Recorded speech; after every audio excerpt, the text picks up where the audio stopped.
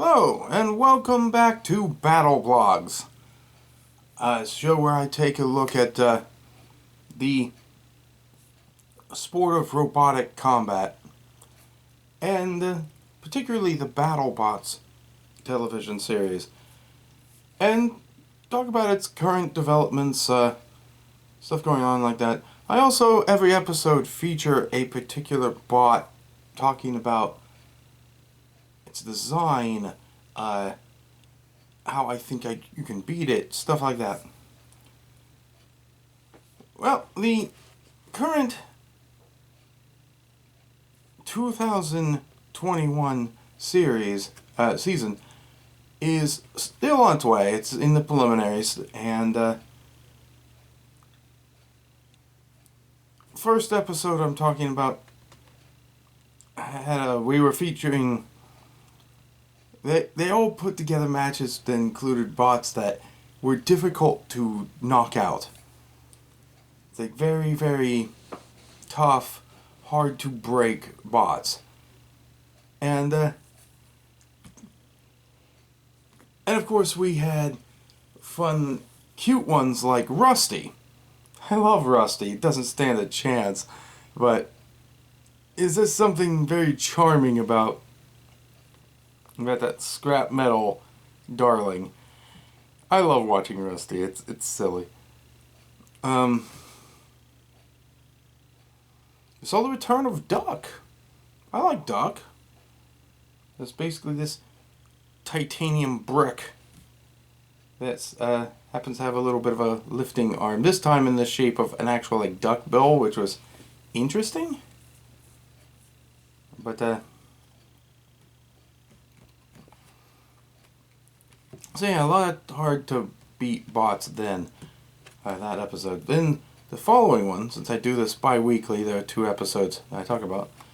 And so we had a lot of destruction and a bit of redemption, as Tombstone was beaten in a previous episode. But he came back this time and went back to winning form, defeating his opponent, which it's great because it feels empty when it actually gets to the round of finalists. It feels empty without Tombstone. He just seems like he belongs in the championship hunt, even if he doesn't go all the way. And I talked about him in length in the previous episode. But anyway, there's Destructive Bot. And there's several Destructive Bots. And we finally got to see Fusion work correctly. And how the Eward family's Fusion the year before had a lot of problems. Its dual weapon system, having a horizontal and vertical spinner at the same time, caused a lot of glitches to come up in the previous season. But this time they featured Fusion, and he seemed to be doing pretty well, like shockingly well. And I look forward to seeing. I look forward to seeing how well he actually turns out this time. We got to see the continuing run of Sawblaze, and its driver's ambition to go all the way this year, or else it's a failure. And he's driven really hard. I think, yeah, he's kind of scary. That guy is intense. Speaking of intense, though, Mad Catter and his driver doing a whole Randy Savage Macho Man wrestling shtick. It's fun to watch. But Unfortunately, Mad Catter did not win its match this time around. But there are three. You get 3 matches to impress the judges with before it goes into the actual tournament. So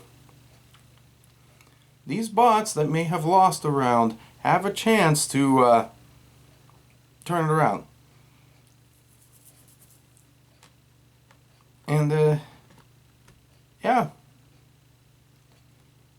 So we have all that to look forward to. This time I'm going to be talking about Lockjaw. Lockjaw is from a very old wrestler, really old BattleBots camp. Team Mutant Robots has been there since the beginning, and Donald Hudson, its driver, is the only remaining of the original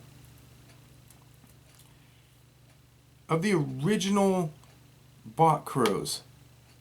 He's the only one who's been there since the very beginning who's still around. Donald Hudson has decades of experience as he's been driving, not Lockjaw specifically, but he's been driving bots since back in the 90s when the sports first started. And that's really the biggest obstacle if you're trying to beat Lockjaw. It's like, yeah, it actually has a lot of weaknesses. Big vulnerable looking wheels that can be torn apart if you can reach them. Not the most powerful weapon in the world. Not the most reliable weapon in the world. It shuts down quite a bit. But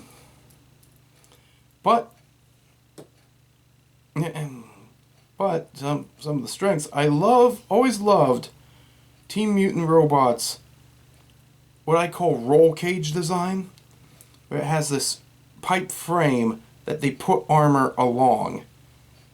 That's how they've always built their bots, and it seems to be a proven design. And so there's that.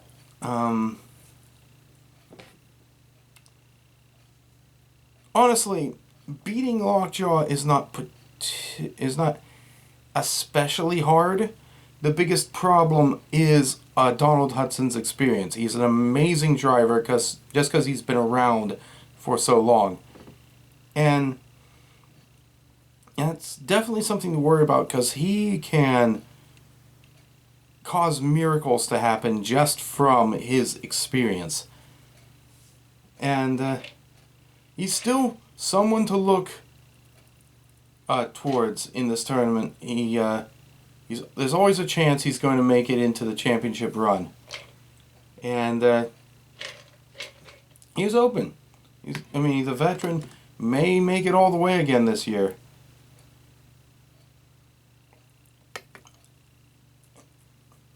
It's like there's no particular... I don't have any particular strategy to beat Lockjaw.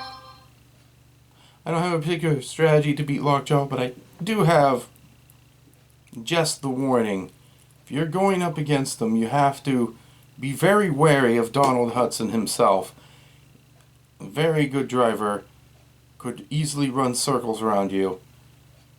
Even when you start tearing apart some of the tires on Lockjaw and slow him down, he's still a force to be reckoned with. But I think that's about it. That's all I got. I think that's about all I got to talk about. Another fun series of tournaments. Another fun couple of episodes for the tournament. Said my piece about Lockjaw. I know I said I was going to add some production value if people started watching this show. I haven't gotten around to it. I'm working on it. I think I know some of the stuff to do. And probably next time you'll start seeing me implementing some things. Maybe a title card and credits. Maybe seeing some nice little pictures right here in the corner here. when I'm talking about stuff. Or over on this side. I don't know. We'll see. However editing works out. But, yeah, I'll be doing some fancy whistles and bells. I couldn't do it this week. But it seems like you guys liked the first episode enough, so hoping you like this one, and I'll make it look better next time.